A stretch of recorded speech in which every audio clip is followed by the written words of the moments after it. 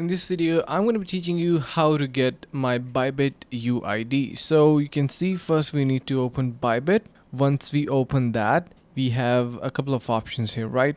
Now to get your IDs, what you need to do is you can see we have invite friends, trading bots, head over to more, and you can search in here for ID. You cannot see it, of course, it is not available here because to find your IDs, you're going to be simply going back and in your assets section you're going to be having your addresses. So if you want to deposit it, you can head over to this deposit option, and yeah, basically all of your IDs whatsoever you would like are available here. And you can also head over to your settings and you can see the main thing that we need here is our UID. Now this is something that you can copy by a single click and easily share it, and you can use it on different other platforms, of course, where it is going to be required. I hope this was helpful. Thank you so much for watching. Stay tuned and see you in the next video.